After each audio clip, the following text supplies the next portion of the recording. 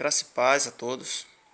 Bom, eu estava lendo aqui no livro de Judas, no versículo 5, e eu achei algo interessante aqui. Diz o seguinte, ó: embora vocês já tenham conhecimento de tudo isso, quero lembrar-lhes que o Senhor libertou um povo do Egito, mas posteriormente destruiu os que não creram.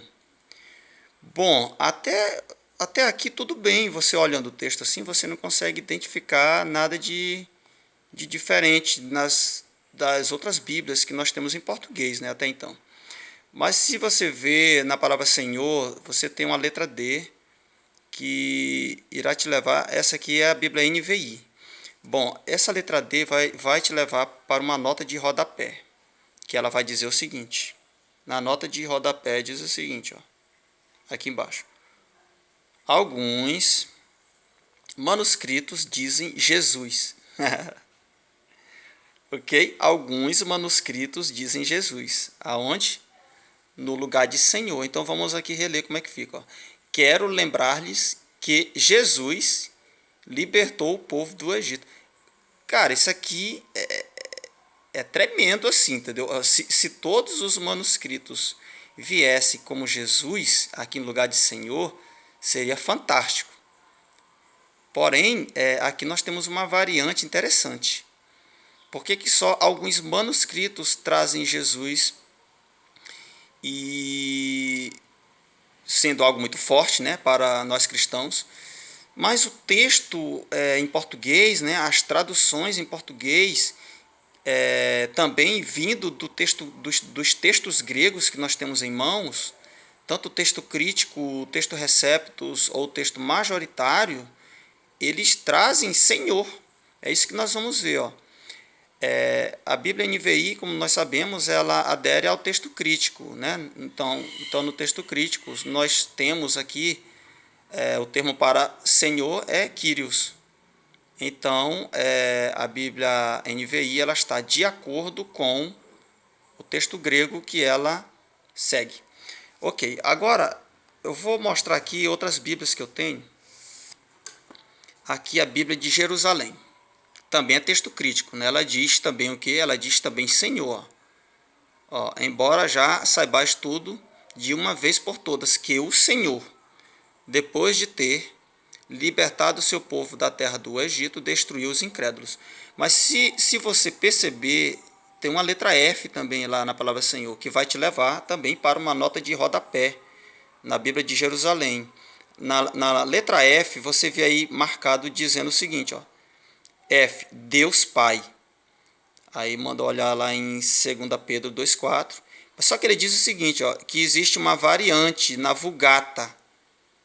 Na Bíblia Vulgata, que é uma Bíblia latina, uma tradução latina, uma das primeiras, ou a primeira tradução do Novo Testamento, né, vamos dizer assim, na Vulgata ela já traz Jesus e não o Senhor. Então o texto sobre o qual a Vulgata ela se espelhou para ser traduzida, no caso, se eu não estou enganado, foi Jerônimo que fez essa tradução lá no século. Ele é um dos pais da igreja, né? Então, o texto grego que ele tinha lá tinha o nome Jesus, ou no caso no grego, né, Iesus. Então tá aí, ó.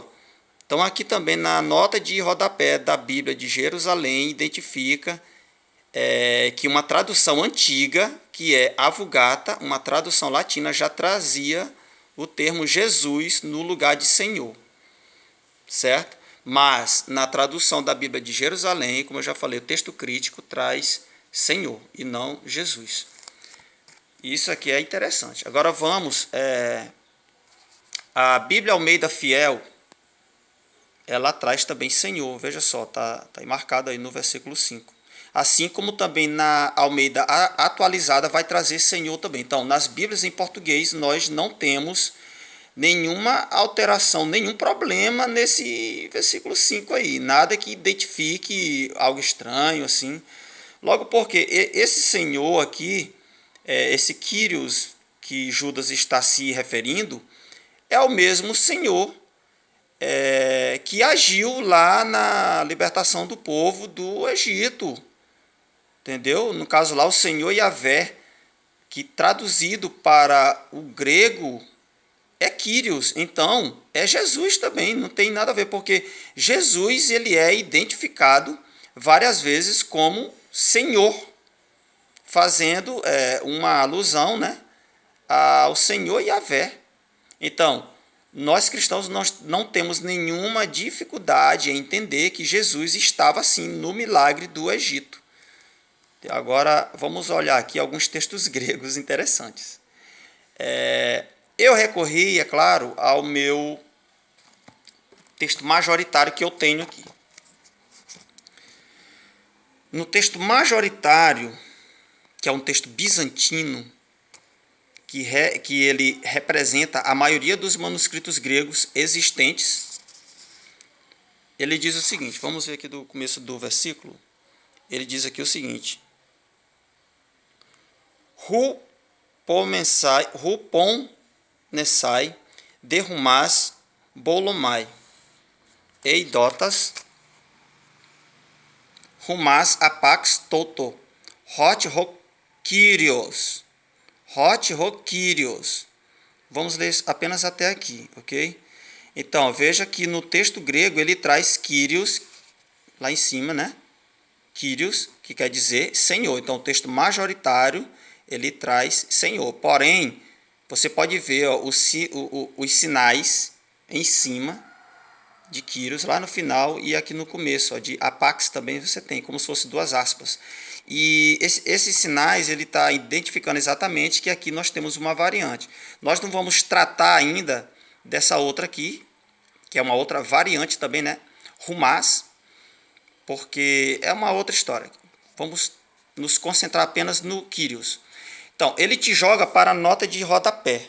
A nota de rodapé do majoritário, ele vai trazer aqui o seguinte, ó. No versículo 5, ele traz o seguinte: Panta hot rocúrio apax.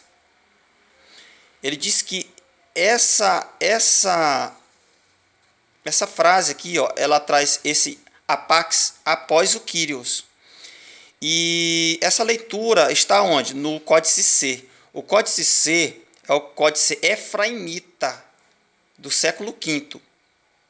E essa leitura de Kyrios no Códice C, ela também vai bater, né, com o Códice Sinaíticos. Está aqui, ó.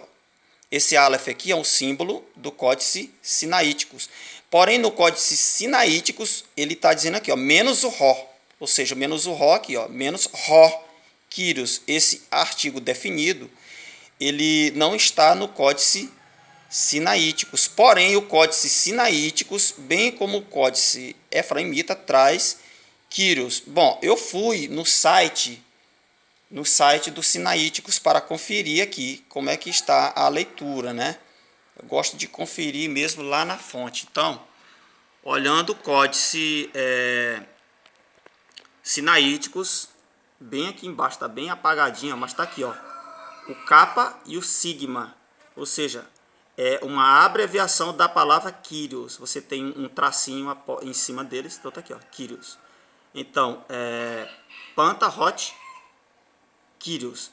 Então, a leitura dos Sinaíticos concorda com o do Códice Efraimita. Códice Efraimita do século V e o Códice Sinaíticos do século IV.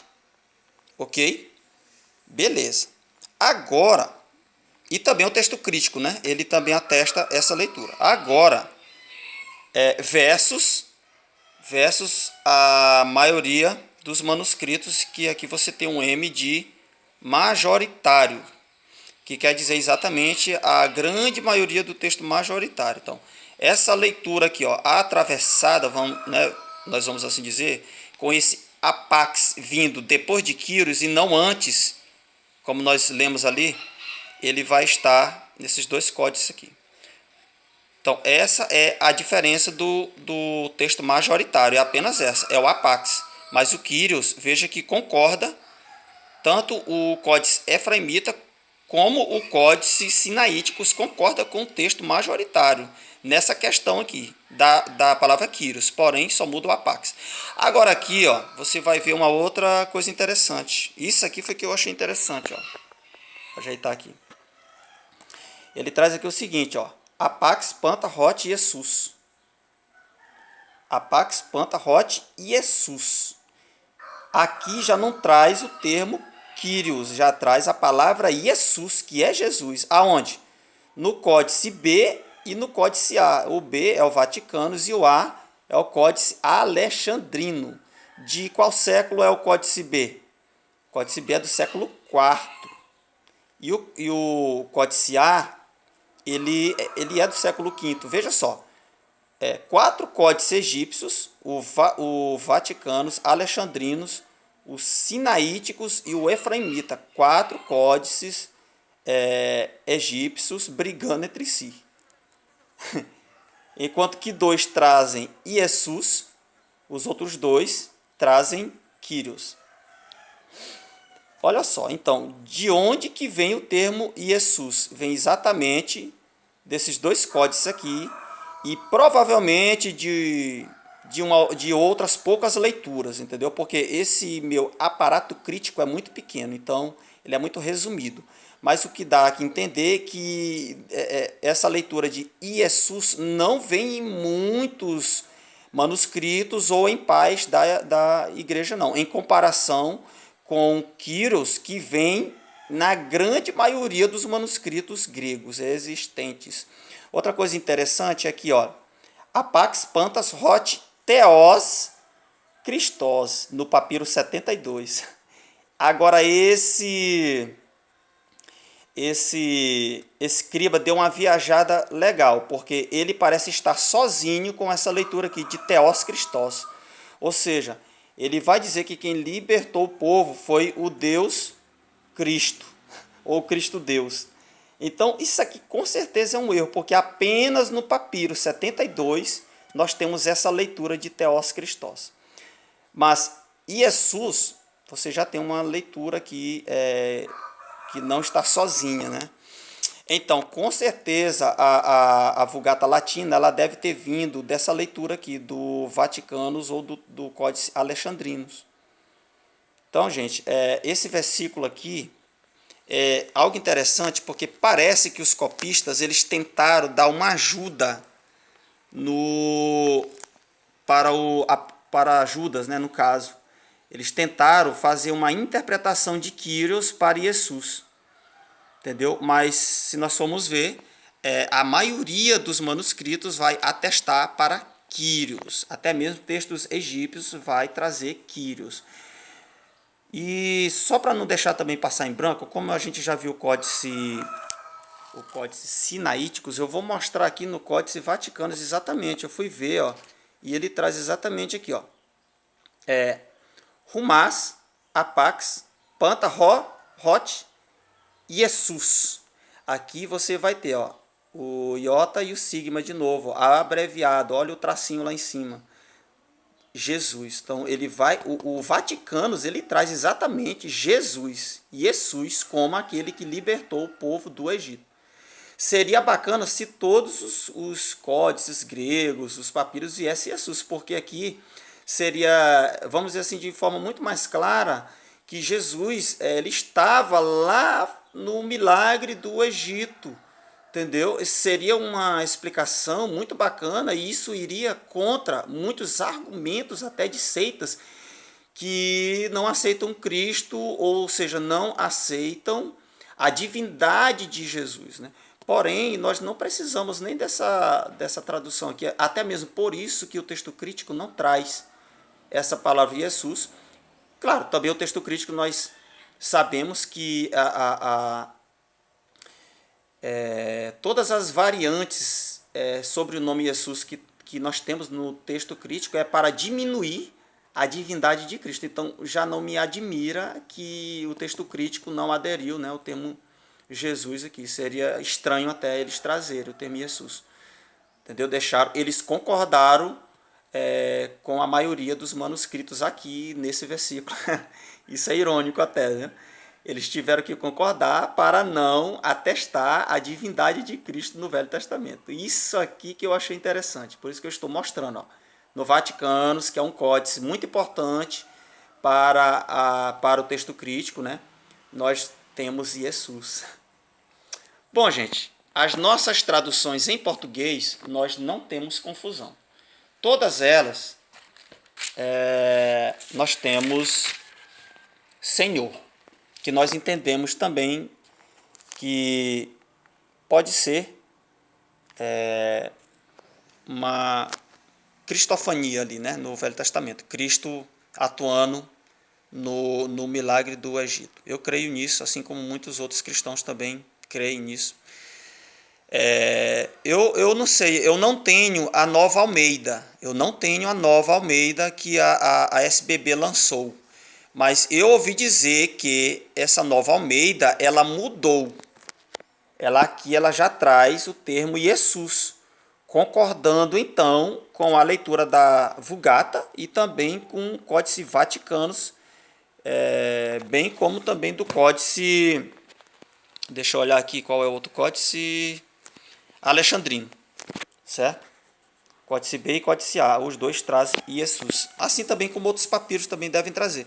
Então, a Nova Almeida parece que, a Nova Almeida atualizada, ela parece que traz Jesus. Eu não posso aqui dizer porque eu não tenho ela. Porém, gente, algo interessante para vocês verem aí e analisarem, uma variante interessantíssima. Bom seria se todos os textos viessem Jesus, né? Mas vamos ficar com Kyrios, que nós não temos problema então com esse texto, certo? Então, fiquem na paz e na graça do nosso Senhor e Salvador Jesus Cristo. Eu quero também, antes de aqui encerrar o vídeo, aconselhar aos meus irmãos a assistir os vídeos do irmão Adolfo Euclair. Ele trabalha muito sobre essa questão de crítica textual. E se eu não estou enganado, ele já deve ter trabalhado também esse mesmo assunto que eu tratei aqui hoje. O bom dele é que ele tem muito mais materiais para pesquisa até do que eu. E também o irmão Jefferson Nascimento também, ele também ensina grego, então ele trabalha também com esses termos aqui, com esses assuntos de crítica textual. Então vá lá, curta os vídeos deles, se inscrevam nos canais deles, Adolfo Euclair e Jefferson Nascimento. Eles trabalham muito com isso. Eu sou apenas um iniciante, estou começando agora esse trabalho aqui e peço muita graça de Deus e as orações dos meus irmãos para que a gente siga em frente. Amém? Que Deus abençoe a todos em nome de Jesus.